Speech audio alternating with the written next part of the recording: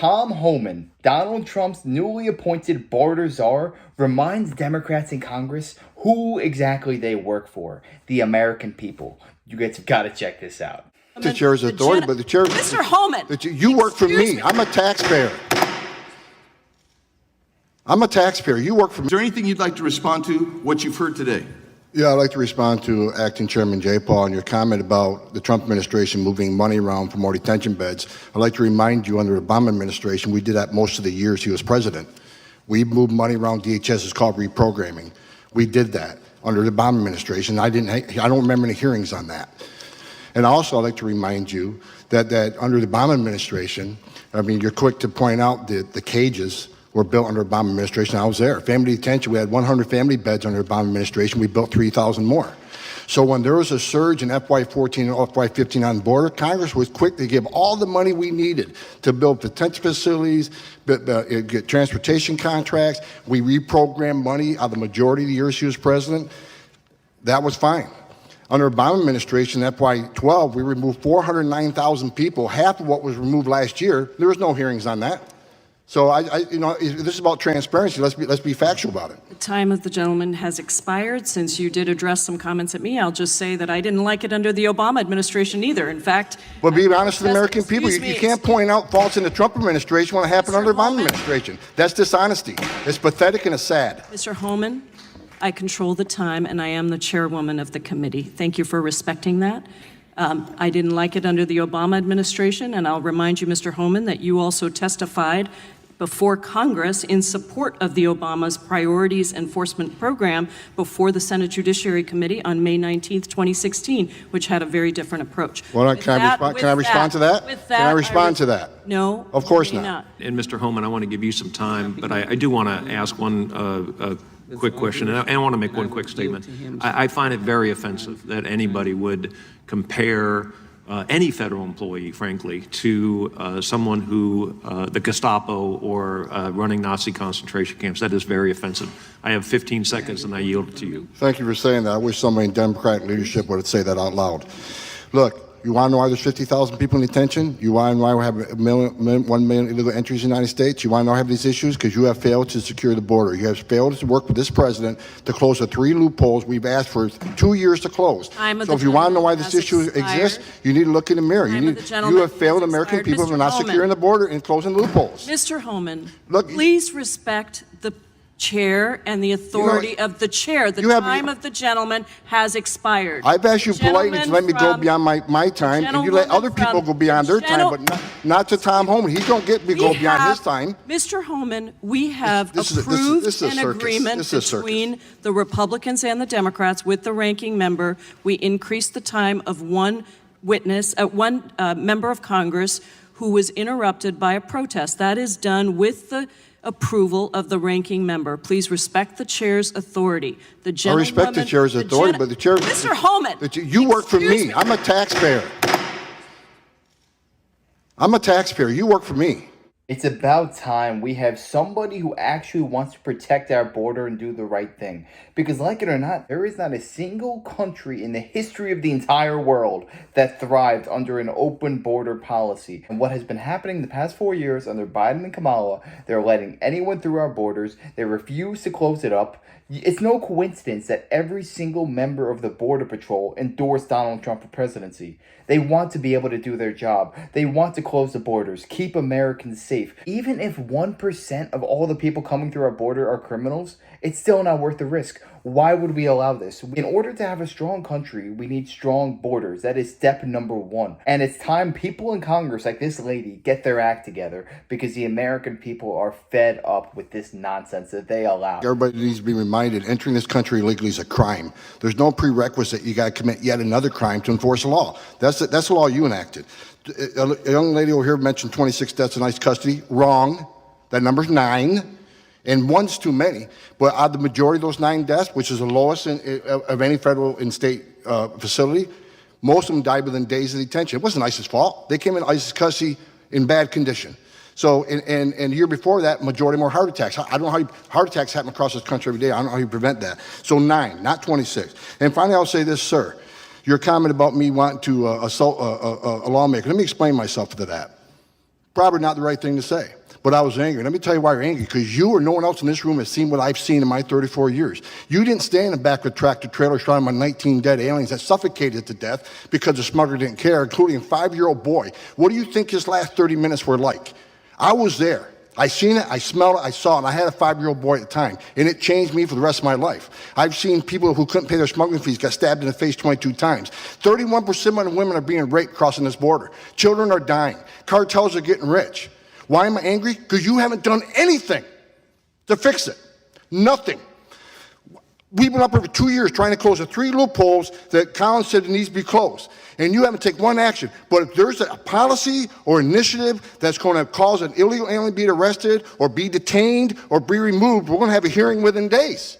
Within days. But I'm still waiting on a hearing on sanctuary cities because these people's lives have been changed forever. Where's the hearing on sanctuary cities? Where's the hearings? Where's the hearing on the asylum abuse? Where's the hearing on the TVPRA so we treat children from Central America better? That's why I'm angry, sir. I know it's not paying attention, but that's why I'm angry, because you have not seen what I've seen, and it affected me in my life. I spent my career trying to save lives. And when I see what's going on the southern border right now, and you're ignoring it for political reasons, why not have a hearing on that? Why not fix the problem and close the loopholes? Why not? There's no downside on securing our border. There's no downside on illegal immigration being decreased. There's no downside on less drugs come to this country. Opioids, I see opioids kill every man, woman, child 3 times. There's no downside in taking money out of cartels' hands. None. I yield back. Mr. Jordan. Mr. Holman, the actions you took when you were director of ICE were entirely consistent with the law of the land, weren't they? Yes, when someone's prosecuted for a crime, the child can't go to jail with the parent. Yep. That happens to American families every day. Yeah, and if we, as you said, I think earlier, if we don't like the law, last time I checked, it's the folks sitting up here got to change it. Yeah. And you've offered, I think, no more than 4 times 3 changes to the law that would help the situation. Is that right?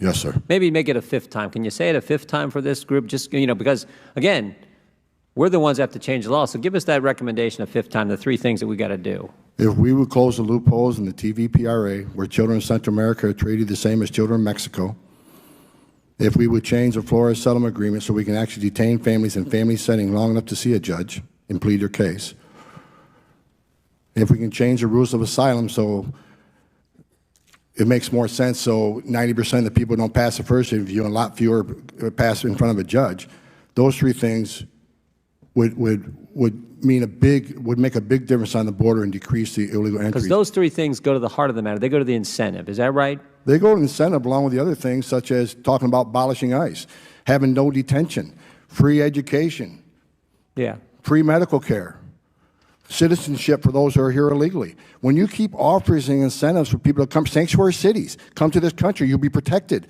from ICE.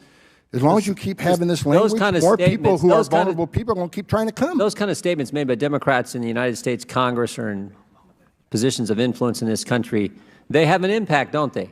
They have a significant impact. When a member of Congress says abolish ICE, when another member of Congress says abolish DHS, when the Speaker of the House says walls are immoral, when the person who gave the State of the Union response to the President's State of the Union says she's okay with non-citizens voting, that all has an impact, doesn't it? Just like the laws that you're sworn to uphold and impact and do when you're the director of ICE.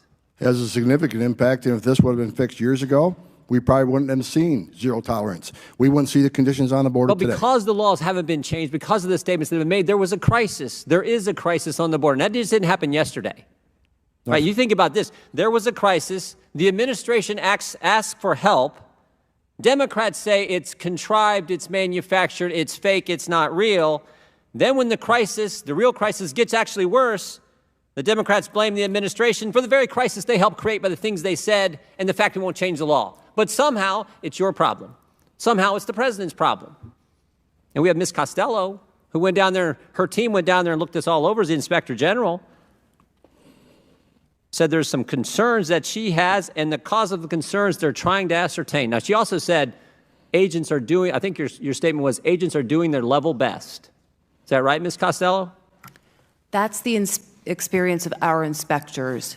The thing is, ICE, Border Patrol, and all the police departments down by the southern border, they want to do the right thing. They want to uphold the law, but they are being handcuffed by the the Kamala Harris administration. In essence, they are being neutered. They are not allowed to do their job and uphold the law. My question is, why would a presidential administration do such an act? It almost seems like a concentrated effort to try and poison America from within. If we don't know who these people are, they could be the worst of the worst criminals, allowing human trafficking, drug trafficking, and the worst crimes imaginable. These are heinous, heinous crimes. And when Texas went out of their way to make sure that they're not allowed to come through their border, what did this administration do? They went after Texas and sued them, even though the state government only wanted to protect their own citizens. But it just seems like to me, the federal government does not give a dang. They want these people coming into our country one way or the other, and they don't want to hear a contrary opinion from Your anybody. team, and you conclude the agents, the people that Mr. Holman used to represent, are doing their darn best they can do, but they're overwhelmed. And then you also said in your statement, in your answers a few minutes ago, you're trying to ascertain the cause. Well, that's pretty simple to figure out the cause. It's the numbers. In October, 60,000 apprehensions and inadmissibles on the border, October of last year. You know what it was in May of this year? 144,000. We know the cause. They're all coming. And they're coming because things the other side's saying, and the fact we won't change three fundamental things in the law. And it also might help, Mr. Holman, it also might help, because these are the ones these are apprehensions, these people presenting themselves at ports of entry. It also might help if we build a border security wall, right? Instead of having the Speaker of the House say they're immoral, even though there's one in her state, it might actually help if we built the border security wall that the American people voted this president in office to do. It might actually help if we did that. Would you agree, Mr. Holman? Absolutely. Every place they built a border barrier, every single place they built a border barrier, illegal immigration decreased. Yeah, it would help with some of the tragic things that we have heard about, tragic situations that we've heard about the last couple of days, this entire week in this committee, that no one wants to see happen. The young mother who lost her daughter, it's tragic. No one wants those, but if we did the things you're talking about, we could help avoid some of those kind of incidents from happening in the future. Is that right, Mr. Holman? Yeah, if I can respond And to you're that. you're the guy who has lived it, breathed it, felt it, managed it. You know more than, you have more expertise in this area than anyone in this room. Is that right? I believe so, but let me I know respond. so. Let me respond to the one child that died. It's tragic, tragic. Sure is. But you know, as long as we're showing a lot of pictures, if I can have just 30 seconds. Here's a picture. Her name is Serenity. She was 9 months old, 9 months, raped and murdered by an illegal alien because of open borders policy. Here's Irana. She was 5 years old, raped repeatedly and murdered by an illegal alien. Here's Louise Solowin. She was 93, multiple rapes and murdered by an illegal alien. Here's a 16-year-old. Here's a law enforcement officer. I got hundreds of these in my desk drawer. So I've seen tears for people today, and I understand that. It's tragic when anybody dies. But let's not forget the angel moms and dads who I've all met and got to know. Their children died, and they're separated forever. It's not a matter of location. They're dead. And a secure border would help prevent some of this. Sanctuary cities does not help this. Sanctuary cities this will increase because of the push of sanctuary cities. Come to our country, we'll protect you. You can even commit a crime, be in our county jail. We're not going to ice into the jail. So he'll go out, recidivism rates, anybody can look him up. 50% reoffend the first year, up to 75 recidivate within 5 years. They're in the country illegally in violation of federal law. They're locked up in a county jail. Let us have access to them and do our job. This is the type of person we need in charge of our border. Our country cannot survive if we have more people like Kamala Harris who are appointed as the border czar. Because like it or not, if you give an empty promise just saying, don't come guys, don't come, people are going to come because they know there is nothing behind those words. You're not going to stop them. You're not going to put them back for where they came from. You're just going to allow them in. That's why all these immigrants are calling their bluff. We need somebody like Tom Homan. He basically says, if you come into our country illegally, you are getting sent back home immediately. We need to have strong border policies. We cannot allow our country to be poisoned any longer. We simply cannot allow anyone through our border unchecked. It is not sustainable for a country. If you want to come into the country, come into it legally. That way we know who you are, we know if you have a criminal record, and we know if you're going to be a net positive for this country. That should not be a controversial take. This should be the basics. We need to get back to common sense. And I think that is what's going to happen in Donald Trump's next presidency. The last 4 years, we have shifted so far left that people who were once considered Democrats no longer want to be affiliated with this party. This is not sustainable. We need to make a strong choice right now. And Tom Homan is the strongest choice for protecting our border. He is one of Trump's best appointments so far. I would definitely put it in the top 3 behind Elon, Vivek, and Matt Gaetz, because I just love those 3. But let me know, who are your favorite cabinet picks so far that Donald Trump has made? Let me know. I'd love to hear that. And if you enjoyed, make sure to smash that like, comment, subscribe, and wish you guys nothing but the best. Till next time.